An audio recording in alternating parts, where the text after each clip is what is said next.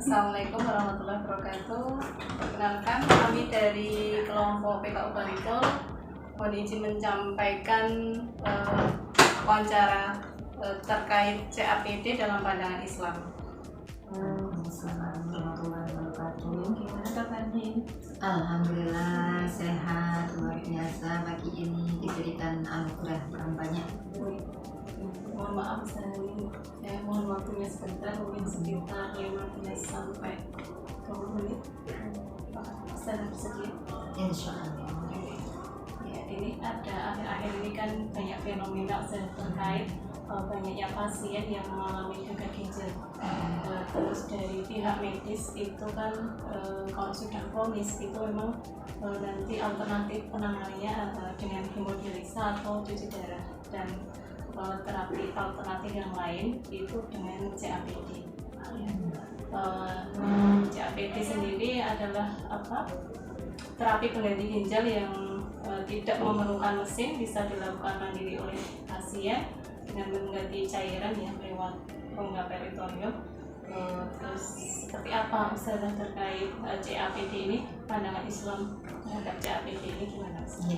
Ya, terima kasih. Assalamualaikum warahmatullahi wabarakatuh. Waalaikumsalam. Jadi perkembangan teknologi kedokteran memang luar biasa, perkembangannya sangat pesat, termasuk bagaimana menjaga kehidupan, memperkuat kemampuan untuk terus beribadah kepada Allah.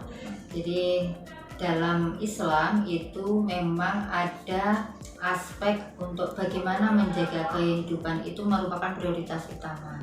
Karena pada saat kita punya kemampuan kehidupan kesehatan yang prima, maka dia akan punya kemampuan untuk bertaqarrub ila Allah.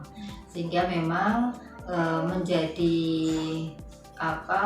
ikhtiar ya, salah satu ikhtiar kita untuk bagaimana menjaga kesehatan dalam hal ini dengan CAPD ya. CAPD ini memang salah satu di dalam Islam itu kan ada poin dalam maqasidu Islam itu ya, ada menjaga dan menghargai kehidupan ya. Nah, ini tentu saja prinsip-prinsip syariat itu penting ya untuk menjaga pentingnya kualitas hidup. Selain memikirkan tentang kualitas hidup, itu juga mempertimbangkan kehidupan yang layak. Jadi sangat penting pada prinsipnya untuk CAPD ini, dan Islam itu mendukung untuk menjaga kehidupan dan kelayakan dalam menjaga kesehatan. Karena poinnya satu, dengan semakin kita sehat maka kita semakin taat. Dengan semakin taat maka taqarrub ilallah, termasuk kan kesehatan itu tidak hanya nanti kepada Allah, tapi juga pada saat sehat kita bisa melakukan amal soleh lainnya seperti amal-amal sosial ya, kemudian kita bisa membantu anak yatim, bisa berkiprah di masyarakat dan seterusnya. Terima kasih. Terus untuk cairan dialisis itu kan harus diganti dalam sehari 4 kali. Itu apakah ketergantungan seperti itu ketergantungan yang dibolehkan dalam Islam? Jadi ketergantungan atau kecanduan ya, ini beda mungkin kecanduan narkoba dengan CAPD atau ketergantungan kepada cairan dialisis CAPD tadi, itu sangat berbeda. Kalau narkoba itu memang negatif, yang kemudian berangan-angan ya, yang tidak ada nilai manfaatnya. Kalau CAPD ini kan tidak kecanduan secara personal ya, tapi bagaimana agar ini tetap terjaga kesehatannya dalam jangka panjang. Kemudian berbeda dengan kalau kita takdir ya, namanya wafat gitu ya. Wafat itu kan itu memang sudah takdirnya dari Allah. Tapi kalau kesehatan memang itu harus diikhtiarkan. Wa idza maritu wa huwa yasfin gitu ya. Allah itu menurunkan penyakit tapi juga sekaligus obatnya. Nah, obat itu kalau kemudian tepat, maka dia akan menjadi malah menjadi salah satu amal soleh karena dia berikhtiar untuk sehat. tentang CAPD ini kan harus dilakukan sepanjang hidup ya sudah. Terus dan ini tuh tidak bisa menyembuhkan total bagi pasien. Apakah seperti ini wajib dilanjutkan atau dihentikan? Oke, persoalan menghentikan atau melanjutkan ini memang di situ satu ada ikhtiar dari yang sakit, kemudian ada ahlinya yaitu dokter, kemudian juga keluarga. Kemudian juga mungkin pemerintah ya dalam hal ini, apakah karena memang biayanya tidak murah ya untuk hal seperti ini. Nah itu semuanya memang harus didiskusikan secara mendalam. Kalau memang itu bisa diampu oleh negara, kemudian juga oleh keluarga, kemudian advice atau rekomendasi dari ahlinya, dalam hal ini dokter yang punya ilmunya, maka keputusan tetap ada pada hasil diskusi itu, sehingga kita tidak bisa satu persatu gitu, tapi harus berdasarkan pertimbangan banyak hal, banyak pihak gitu. Itu yang kemudian jadi tanda putusnya ada di situ, karena tidak mungkin kita juga menghentikan sepihak, itu nanti jadi tidak ada ikhtiar. Tapi kemudian kalau dilanjutkan itu juga dari berbagai aspek harus dipertimbangkan. Ini misal jika pasien itu merasa tidak sanggup lagi secara fisik maupun mental menjalani CAPD dan ingin menghentikan, itu gimana yang namanya ikhtiar itu tidak harus berhenti, tidak boleh berhenti gitu. Jadi harus terus menerus diikhtiarkan gitu, agar optimal gitu ya. Jadi kita tidak boleh berputus asa, karena putus asa itu temannya setan gitu ya. Jadi harus terus menerus diikhtiarkan.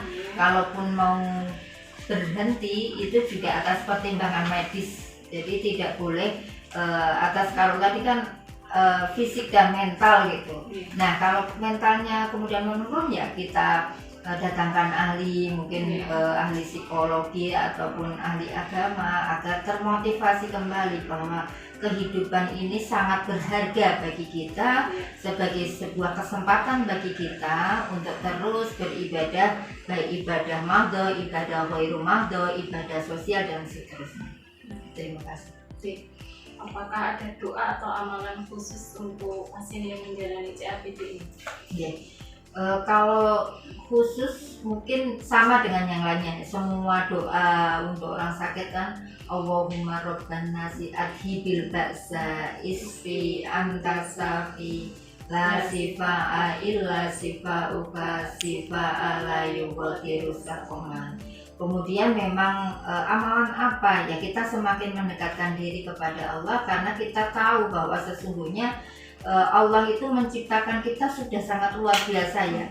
Jadi proses-proses yang ada dalam tubuh kita itu luar biasa, Allah menyempurnakannya dengan penuh kecerdasan. Bagaimana efek mungkin perilaku hidup kita berdampak kepada proses-proses yang ada di dalam tubuh kita, sehingga menjaga kesehatan sangat penting, mensyukuri kehidupan sangat penting, mensyukuri kesehatan juga sangat penting, sehingga amalan-amalan khusus ya semakin mendekatkan diri kepada Allah, taqarrub ilallah, semakin meningkat kualitas maupun kuantitasnya dalam beribadah kepada Allah, baik kepada, termasuk juga kepada manusia, karena pada saat kita menyelamatkan kehidupan, kita pun sebenarnya menyelamatkan kehidupan kepada banyak orang.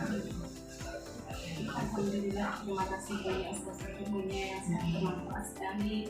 Semoga bisa menjadi bekal bagi kami perawat untuk bisa memberikan edukasi dan motivasi kepada pasien yang menjalankan CAPD ini, biar tetap semangat untuk menjalani pemeriksaan. Nah, ini pesan penting ini untuk perawat, terutama di unit HD ya. Kita sebagai orang yang setiap hari bertemu dengan pasien yang memiliki penyakit yang spesial ini, maka kesempatan sebenarnya bagi kita untuk memiliki skill bagaimana memotivasi mereka agar mereka itu memiliki semangat yang tinggi untuk terus menjalaninya sebagai bagian dari ikhtiar untuk sehat.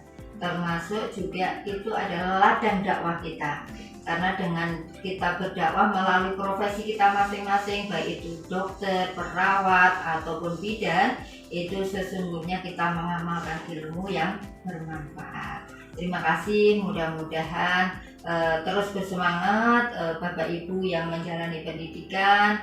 Nasrun minallahi wa fathun qarib wa basyiril mu'minin. Wassalamualaikum warahmatullahi wabarakatuh. Waalaikumsalam warahmatullahi wabarakatuh.